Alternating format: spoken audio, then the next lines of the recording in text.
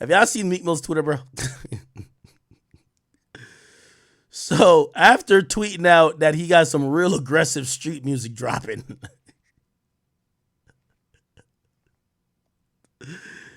he tweeted out, "Let's play Manhunt with some guy." Apparently, some guy was he pissed on some chick leg in a Dollar Tree store, and then he was running out of the store afterwards.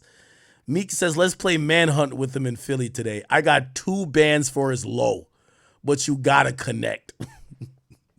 Yo, yo, why does Meek Mill do this, yo? Yo, if you give Meek Mill the location, all he gonna do is pass it to the authority. Why does he act like he's about to go get the guy? Yo, Meek Mill be acting like he's the gangster superhero of the hood. Like he's gonna be like, turn, turn, turn. Meek Mill is here.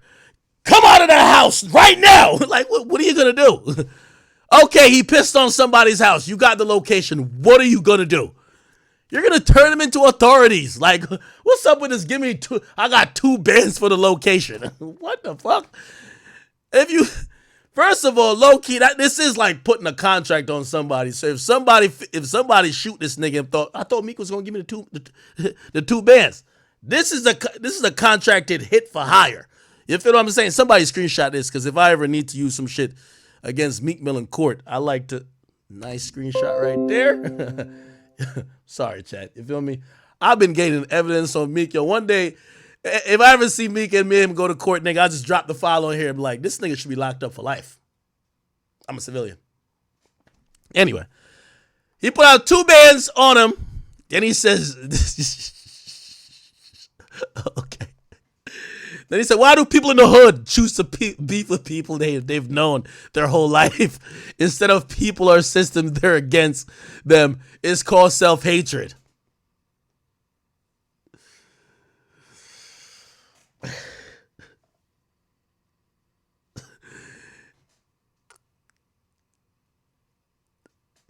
Basically, Meek is saying black on black crime is just self-hatred. The reality is, if you live, the people who you live around, you're going to fuck, you're going to party with, you're going to fight, you're going to kill. Only serial killers be like, yo, nah, today I'm ready to kill. Let me go 5 hours that way to go kill somebody. That's just not how crime works. Yo, Meek is a dumbass nigga, bro. He says, he said, I got this idea being at the white party. Oh my God. No thinking at the white party, bro. Just bunny hop, bro. Like, anytime Meek Mill uses his brain, only bad things occur. I got this idea being at the white party, looking at influencers and businessmen making billions from products.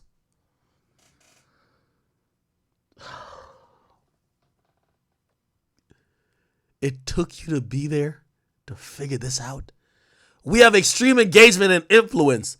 Respectfully, I couldn't think of an artist with a big product. We gonna handle this. Chat, didn't I say this is why I hated the white party? Niggas be so dumb. They don't realize that you're the influencer. You're the artist that's making this thing cool. Didn't I tell you what the white party stands for? And didn't I say I guarantee none of them rappers who are bunny hopping own any part of it? He's basically saying that. Hey, I just had a great idea at the white party to have my own white party. Brother. Chat, come on, bro. Like, come on, bro. The niggas, this is his 4th year being at a white party. He just figured out why the party's happening. Wait. I just got it. Yo, Meek, don't use your brain. The last time you did that, nigga, like, a war almost broke up. Don't use your, Meek, don't use your brain. No, I got it. No, listen, check this out. Check this out. Look how many rappers and influential people are here. We could actually push a product that we own.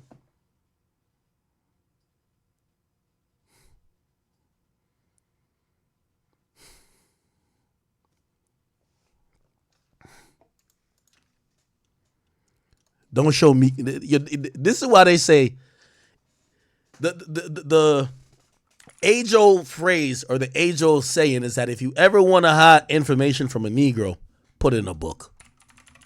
They'll never fucking find it. And I know it sounds ignorant, but if you have been the person that's been to the white party the most, put it like this. It don't take me 20 seconds to realize that they're promoting something here, and it's not just about a party.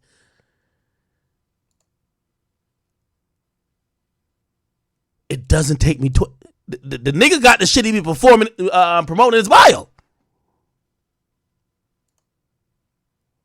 2 to the 3 to the 4. Tell them bring another round. We need play.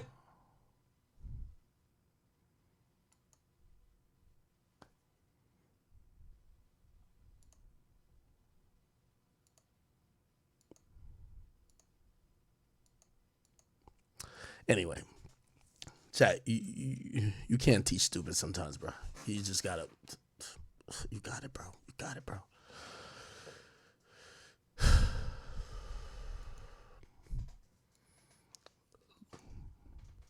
It took this nigga 4 years to figure this shit out when you could have figured it out in 4 minutes. Look at Michael Rubin's Instagram stories. Stephen A. Smith and Tom Brady. Let's leave that right up there for a second.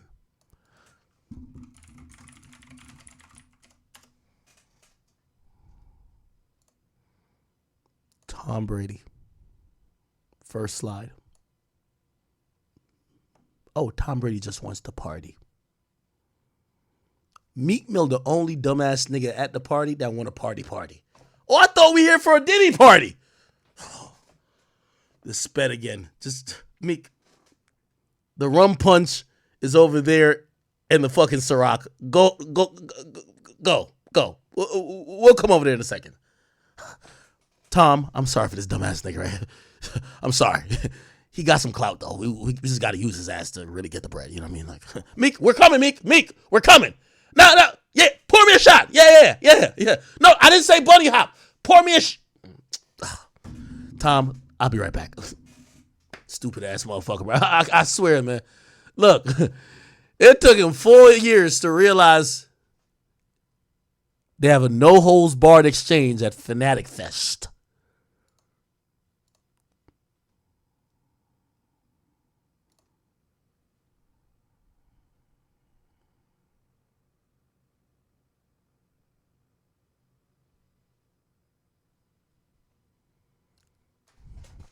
Think about this. Fanatics Fest includes Derek Jeter. Let's just go back.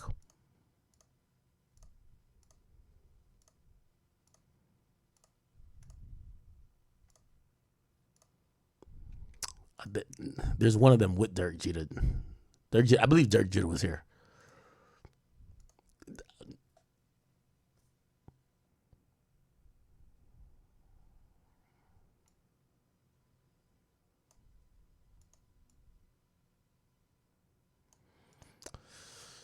All right, man. I've said this before. I'll say it again.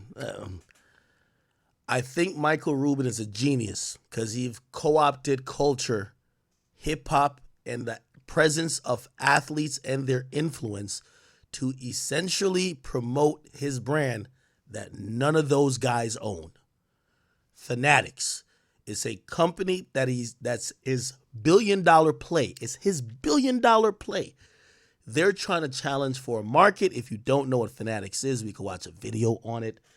And again, you would expect that the stupid rapper who's trying to cuddle with him on a jet would at least understand.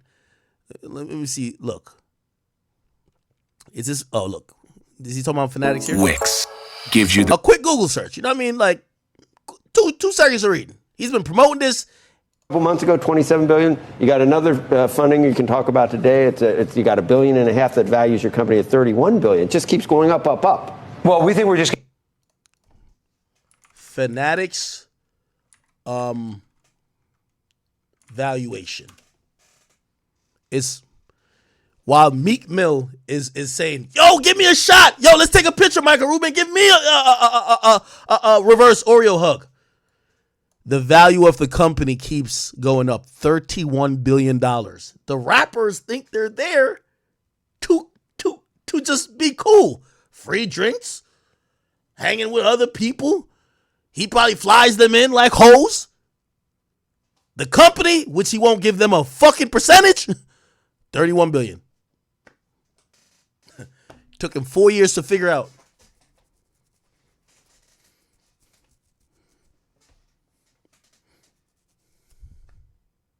By the way, every time Fanatics gains a large... By the way, the reason why... Remember I told you, these are all things, people. This is what I'm trying to say. Y'all be thinking, you just hating. Michael Rubin bought the suite at Super Bowl for Fanatics and filled it with influencers. Michael Rubin, Super Bowl suite. I think he bought it for $2 million. This is the Michael Rubin suite. He gave only influencers. Look, everybody's taking a picture in front of Fanatics. He's co-opted culture to promote his company. He's giving out little checks. I'm not saying he's mean. He don't pay nobody. But every time it seems cool, everybody's reporting about their party and things that has their influencers. The value of his company keeps going up. Now, I'm not saying he should give, you got to take advantage of some of these dumbass niggas sometimes. I ain't gonna lie to you. But it's just hilarious that it took him 4 years to figure it out. You know what I'm saying? Look. Getting started, first and foremost, and we think we have an enormous opportunity in front of us. And, we've been at this for 11 years now, but, we're truly in the first inning of the game. Bingo. So he left the Sixers and he's focusing on Fanatics. And he realized when he was with the Sixers, and this is why this is how stupid I think Meek Mill is. You're the reason that you brought this nigga into culture. You were his first butt buddy. He flew you, remember when you got out of jail? He flew you on a helicopter to the fucking game, right? Him and you became quote unquote friends. You didn't become friends. He saw you as, wait, Meek when I do something for Meek, culture covers it and they love it. You know what he did? He started with Meek and then became friends with every rapper that matters. And now he says, oh, okay, this is an amazing way to fucking market this company that I have that is really my big play. This is the $1 billion play. So they've been in business for a while. Look at the, is it public traded? I don't know if it's a public traded company. Is it? No, they're just raising capital, right? But they raise capital easier at a higher valuation based on all of this free market, but all this W market in terms of having the hottest celebrities with them constantly, right? And Meek Mill made it cool. If Meek was smart, it's like the rappers that went on Clubhouse. And by the way, some of them did. Like, for example, 21 Savage supposedly owned a part of Clubhouse, if you didn't know, right? Or was allowed to buy in. If like Meek, who was on there a lot, beefing with niggas, saying that, yo, I'm gonna get you flipped, all that shit, owns nothing of Clubhouse. Why? All mouth, just dumb. Get what I'm saying? That's the point I keep trying to tell you.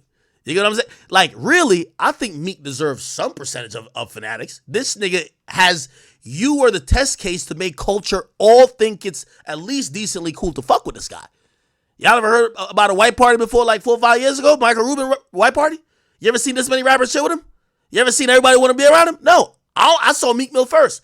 I think Meek Mill, if he was smart enough, would have been like, yo, Mike, I don't want no pay or nothing like that from blah, blah, blah, blah, blah. And I'll do more. Just like how Rick Ross, I think Rick Ross, I don't think he owns part of like Bel Air or nothing like that, because them spirits companies that sell liquor, they ain't trying to give you no parts. But he probably figured out a way to, I don't know if it's a percentage type of thing or maybe just pay him at a pretty decent, steady fee. That's his I'm rich beyond rap money. I think Meek should, you know what I mean? But I do think I think he threw Meek a bone with what do you call it, lids. He threw like he gave Meek owns part of lids, Meek Mill lids. And I think what do you call it again? I think Michael Rubin owns it too. Unless I'm tripping. And I think he allowed Meek to get that, but fuck that, nigga. You want in on that $31 billion company. Yeah. Yep. See? Michael Rubin. So yeah. Michael Rubin, yeah, the report noted by Fanatics chaired by his close friend, blah, blah, is already part of the ownership group. Yeah. Yeah, if I'm him, shit, Meek, you just need like 1% of this company, nigga. 1% of 31 billion in valuation. How much is that? 1% of a billion is, oh shit, I can't think right now. 1% of a billion is Jesus Christ, I can't think. My percentage mind is going crazy.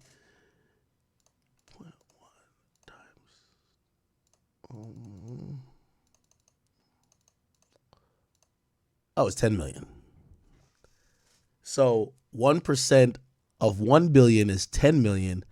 So 1% of yo, it's crazy because I'm a math major too, right? Of 31 million is gonna be 310 million. Yeah, it would be 310 million. Like shit, fuck rap at that point.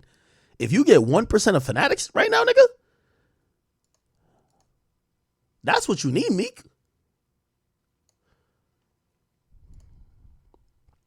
Yeah, it gets everybody to pose in front of this shit. Nigga's smart. I ain't gonna lie to you. Now, I do think he probably like, you know, give some of these guys an appearance fee or do collabs with them or whatever the case is. That kind of makes it feel good. But he definitely has it in. I wonder if does Robert Kraft own any part of Fanatics, or is he an investor?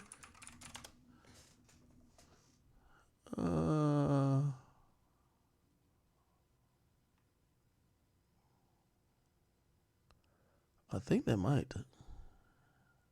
Anyway, all right. Let me keep game. So, we've built a nice business in Fanatics Commerce, which is our, kind of leading license business. The collectibles business that we started 2 years ago is doing really well. And we're excited to enter gaming. By the way, with you as our number one customer, I mean, we're going to crush gaming. So you're in the direct transfer from are you in the CNBC first to inning or the Fanatics. first quarter? Let's say first quarter might be more. We got 9 more of these? We feel like we're in the first inning. Oh, my God. So what I was going to add, I don't know whether Fanatics, does inflation, does a recession, does it cool things off, or is that? Of course. It Look, does, a little. Yeah, I mean, our business this year, our biggest business, which is Fanatics Commerce, which will be, next year will be close to a $7 billion division. That business is going to grow nearly 20%. But I think we're going 25%, maybe even 30%, had the economy been stronger. I think every business that sells to the consumer is affected by what's going on right now. T-shirts, Mitchell Ness, which we acquired earlier this year. But there's no question that every consumer business is affected by what's going on right now. But I think what's different is that sports has so much. Okay. All right, anyway.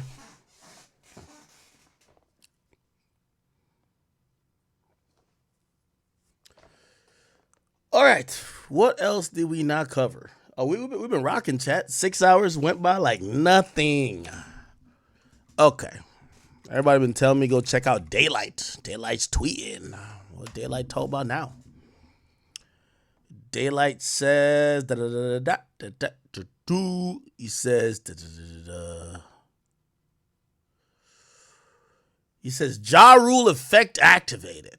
He says, remember them niggas that was playing the music on the Titanic as it was sinking? Yeah, that's y'all.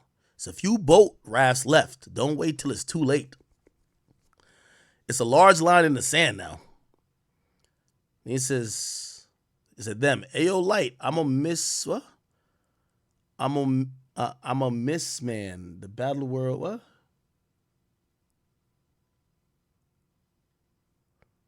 what? What the fuck is Daylight talking about? Yo, Daylight. Let me answer this. Let me answer this question for you too, and let me just tell you how you're wrong. Right? When you say Ja Rule effect, I guess you're probably like saying, "Oh, Drake is about to get Ja Ruled," right? You're trying to say Drake is in the mode of being Ja Ruled. Let me tell you how you could not be more wrong.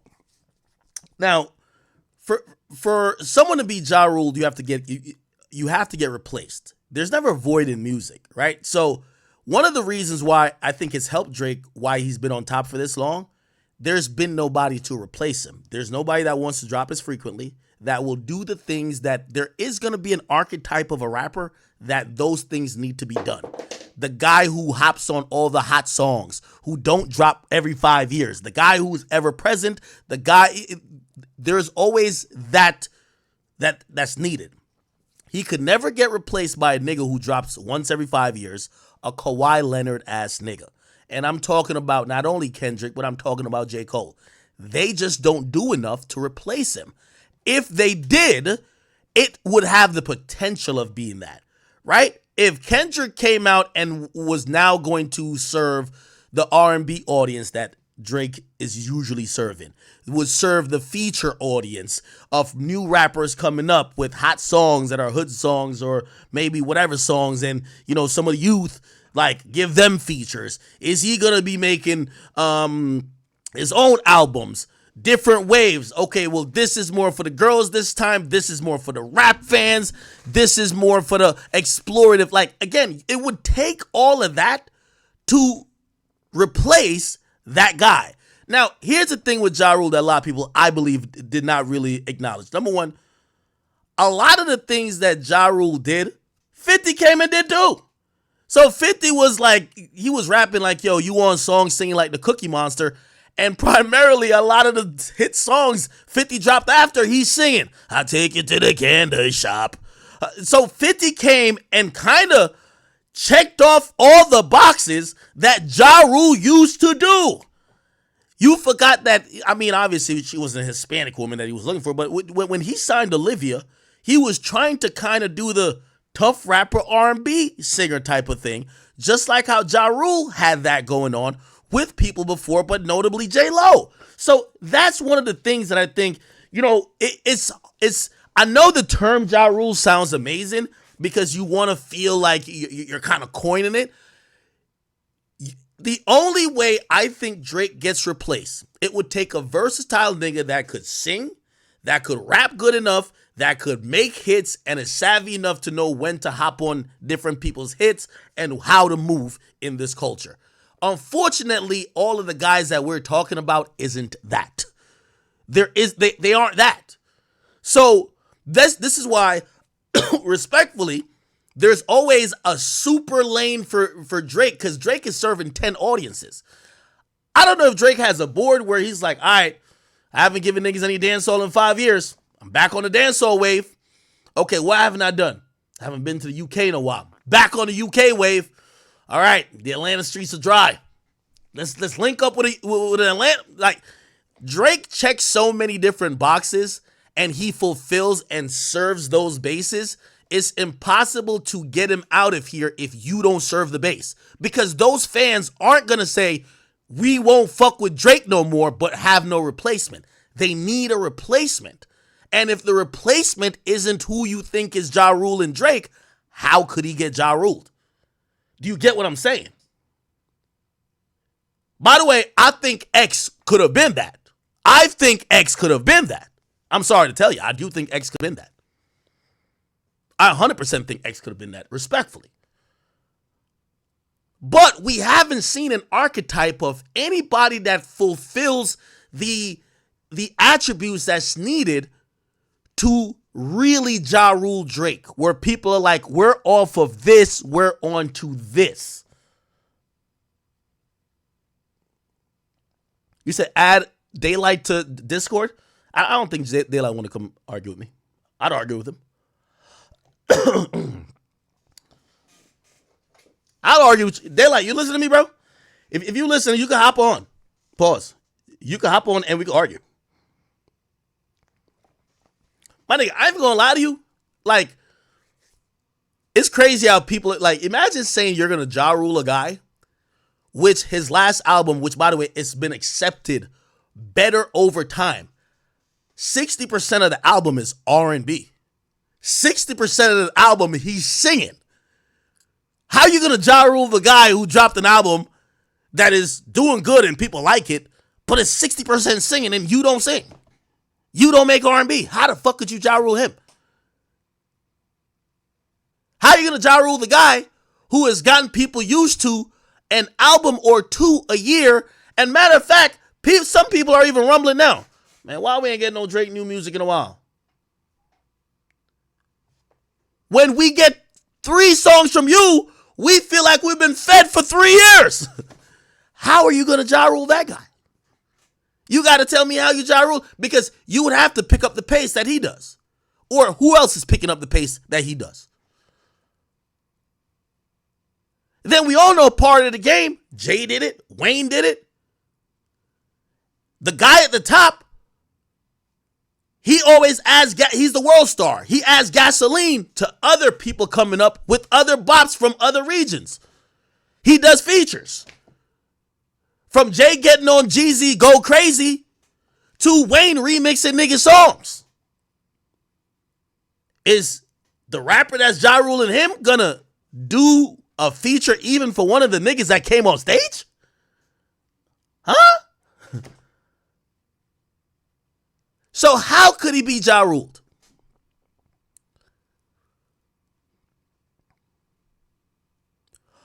What Ja Ruled meant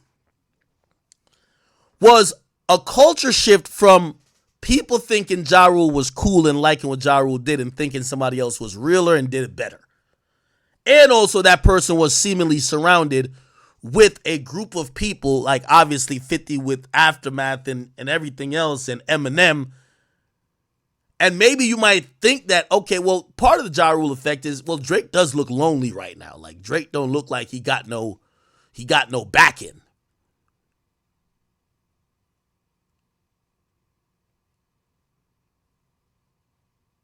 But you also have to remember, here's the thing. A part of why Ja Rule went out like that, 50 was a different monster. And with all due respect, Kendrick is probably he is a cerebral assassin, one of the greatest, you know what I mean? We have to admit that now. He's one of the greatest, at least, you know, to handle this type of battle type atmosphere, because he did an amazing job. But he's not 50 Cent. 50 Cent is a conqueror. 50 Cent is a menace. And 50 Cent is a demon. 50 Cent put Ja Rule on an island. He started full-on beefs with niggas because they did a feature with that nigga. He started beefing with the Locks, and he started beefing with Fat Joe off of them just trying to help a nigga he was trying to drown. I don't think Kendrick is like that. Because I think Kendrick's beef is just with Drake. And I don't think nobody fears Kendrick like, all right, let me not work with Drake. Niggas didn't want to work with Ja. He made it unpopular.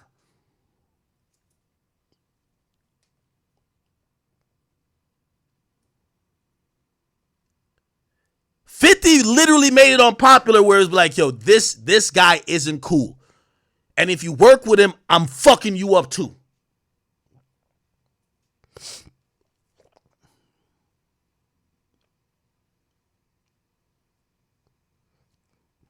Frank says Drake cannot be Ja Rule. He'll get put on every playlist pumping up his streams. That wasn't around Ja Rule time. Well, radio was around, which is the same thing, which, you know, I mean, radio would just play your song over and over again.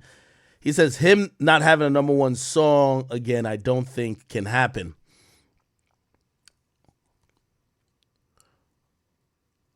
Well, I think the bigger thing is that I think 50 just made Ja Rule uncool, bro. He made the nigga uncool. Like, uncool to listen to. Like, you didn't even want to tell niggas like, yo, bro, I think I'm listening to some Ja Rule.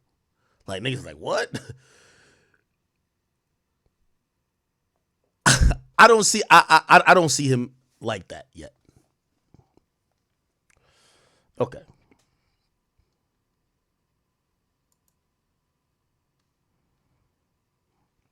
You said Drake no longer the cool anymore. I think the only aspect of Drake that is actually affected by this whole battle is the aspect that when Drake talks shit, and that's part of what he does. He talks shit, and he kind of talk like he tough as fuck too. Like Drake kind of talk like a mob boss a little bit, and Drake also talked with a confidence to say, these niggas bitches and they pussy and they don't want it with me with the pen. So there was an arrogance, a toughness, and a shit talking ability that I think that's the only part that people might be like, you ain't had that energy with Kendrick. Like that's the only thing. But bro, you think women, like, first of all, if you've ever been to a Drake concert, it's 70 to 80% women. Let's put that out there already.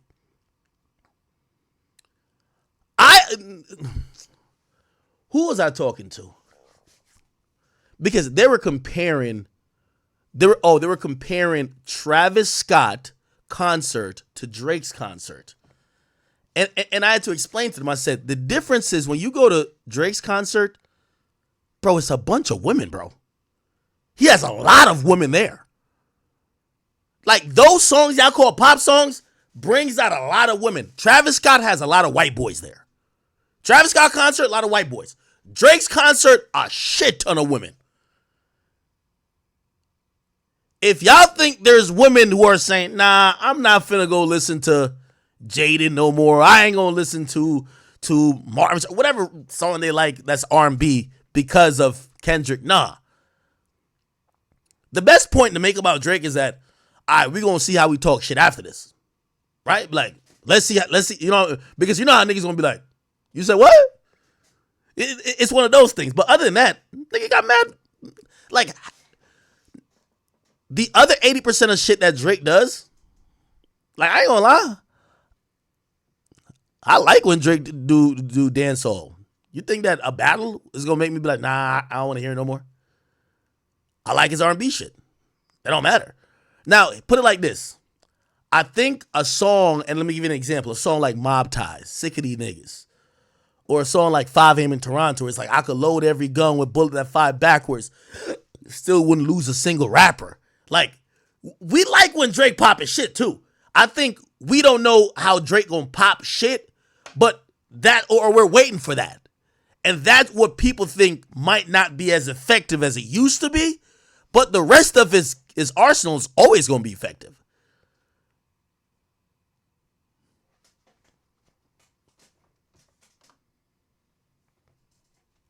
Yeah, like members only with Party Next Door? Oh my God. Somebody said no Drizzler music at the parties anymore. All right, has anybody gone out the last couple weekends? Are they not playing Drake? Yeah, y'all tell me.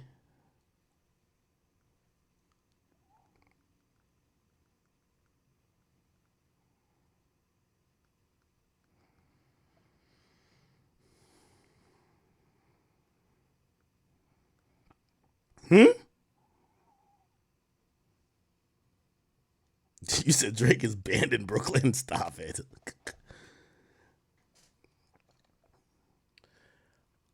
And Doc Russo, thank you for the 5. You're right about that. By the way, it's a 20th donation. I really appreciate you, my brother. He said 50 didn't do this alone. Ja was against M, Dre too. No, he said Ja was against M and Dre too. Plus his label collapsed because of the tax evasion. Yeah, I agree. Frank says that's my point. If it's on Cooler, radio ain't gonna play it. Okay, because yeah, maybe. But these playlists could be bought and controlled by his baby daddy Lucian. I'm gonna be honest with you. I don't know how much they fuck with Drake. Like, if y'all keep saying Lucian is Drake's baby daddy, why would Lucian not like? Actually, I know there was rumors that there was a meeting and there were going to be people that intervene.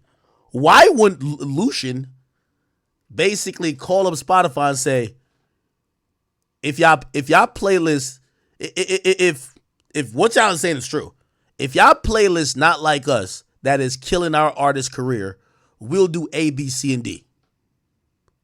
So Lucian can't love Drake that much.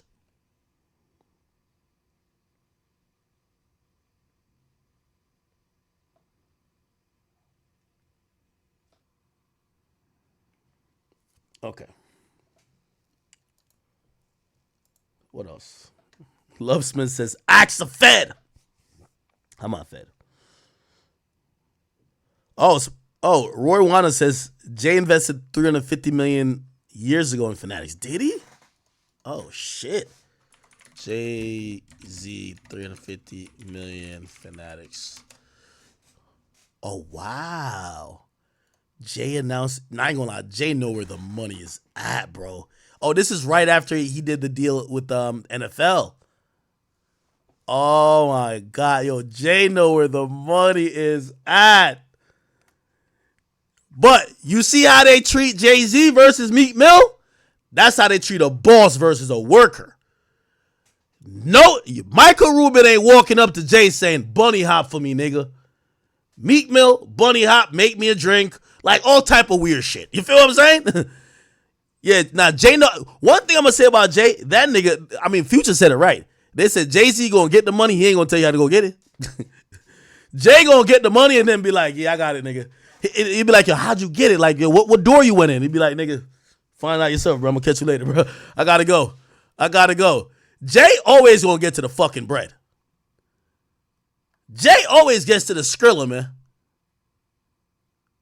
Look, and when he invested, look what it says. Fanatics was valued at $18 billion with new investors, including Jay-Z. So his $350 million, if we're going on the current valuation, it was worth $18 billion in 2021. Look, 2021, $18 billion. It's worth basically almost double that. So his $350 million turned into like $650 or $700. God damn it, Jay-Z know how to get this fucking Skrilla, man. Fuck. That nigga know how to get that bread. Fuck. How much they buy Mitchell Ness for? Oh, $250 million. Yeah, I think he threw Meek a bone with that. I think he put Meek on that. But I don't know if does Meek on it for that? I don't think so though. I think Michelin Ness is a how much did they buy Michelin Ness for? Michelin Ness, I think it's a Philadelphia company. Unless I'm tripping, or the company was, I think it was like from out of Philly. So having Meek a part of that is actually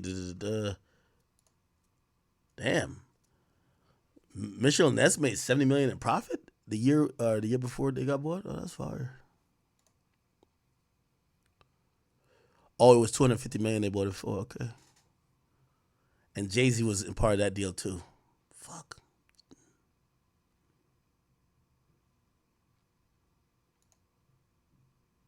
Yo, Jay's a smart motherfucker, man. I ain't gonna lie, Jay might actually be Illuminati, bro. That nigga know exactly when to lay low. No more Made in America Fest. No more brunches.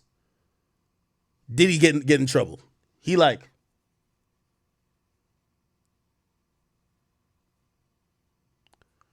invest his money at the right time in here, it flipped double.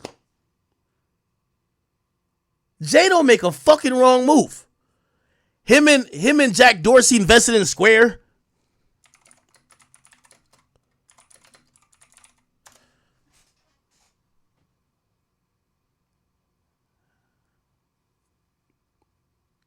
Oh no. Oh no, he sold Tidal.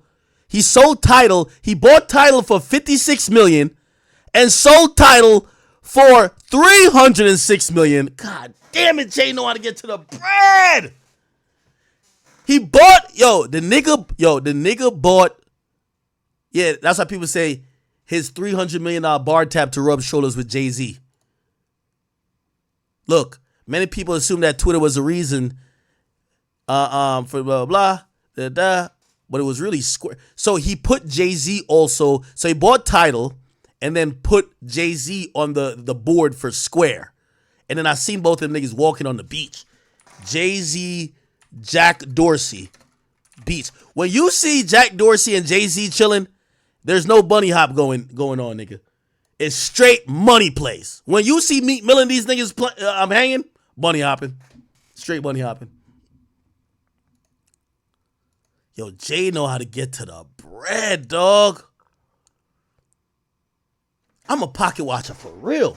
So he bought the title for $56 million, sold it for $300. That's a 6x. Fuck. Invested in what do you call it again? Invested in Fanatics at $350 million, and then that 350 turned to 700. Fuck. Then what happened with Duce? Duce, I think Bacardi bought him out. Bacardi bought. And then they bought the stake for $750 million from this nigga. God damn, this nigga know how to get the bread.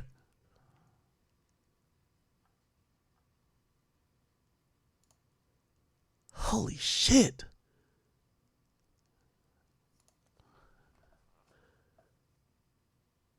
Jay was trying to get $1.5 billion.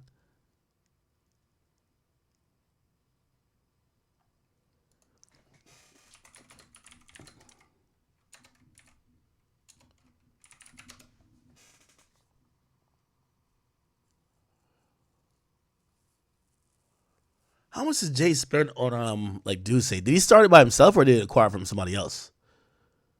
Fuck, that nigga knows how to get to the money, bro.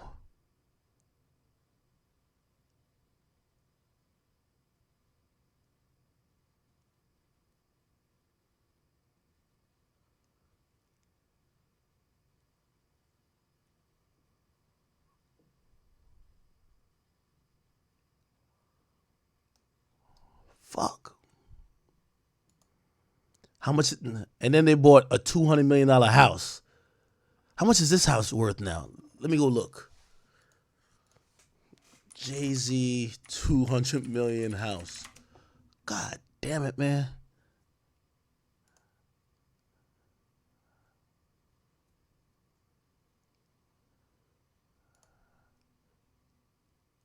It probably went up a little bit, huh? Malibu.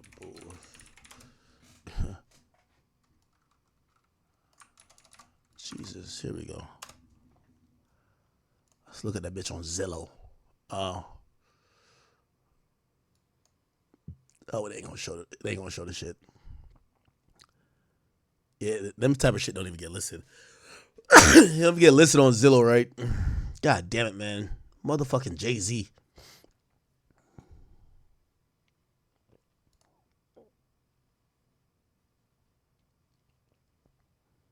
That nigga worth like $4 billion, man. Remember when that nigga Kanye said he put Jay-Z, Travis Scott, Kim K, and a bunch of other people in a group text, and he said, I'm richer than all y'all niggas. Remember when he said that?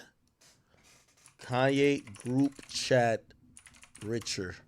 Look, he said he started a group text with Kanye, Jay-Z, Drake, and he says, I'm worth more than all of y'all combined. That is so pompous. That is so pompous. 10 bodies and really. Was there ever? I'm sorry to cut you off. What did it? Because the rumor is that Drake kind of took a shot at you on that song, but Travis Scott was on that same song. Was married. Did it ever put a strenuous relationship? Oh yeah, I put everybody on a group text. Everybody gets the group. And what I don't like is like, when I'm talking. Who's in this group text? It was Jay-Z, Kim Kardashian. Jay-Z got nothing to do with this, by the way. He's on the song. Jay-Z's on. See, this I talked to Jay at the wedding the other day. He didn't know when he did the song that. So Meek Mill, you feel me? He was on some hero duty. Word. He said, I got money up for anyone that could find me the dude who did what he did. I'm trying to think to myself, what do I call this? What do I call what that man did? What he did? Like, I drive by, you feel me? A drive-by pedo shooting? Like, I don't know what you're supposed to call it, bro. He did a drive-by and yeah. And I ain't gonna say much. You already know the headlines. Meek was on hero duty. He stopped it from happening, or he said he want to put some money up. The guy already turned himself in and stuff, but like, man, Philly is a weird place. I really know Philly for like killings and scamming and all that stuff, but hey, bro, it's a crazy day and age we live in. Every 2 days, a new pedos getting exposed or something. I don't know what's going on anymore. But it's your boy Big Act News. Make sure you like, comment, subscribe, and man, it's crazy. I'm out.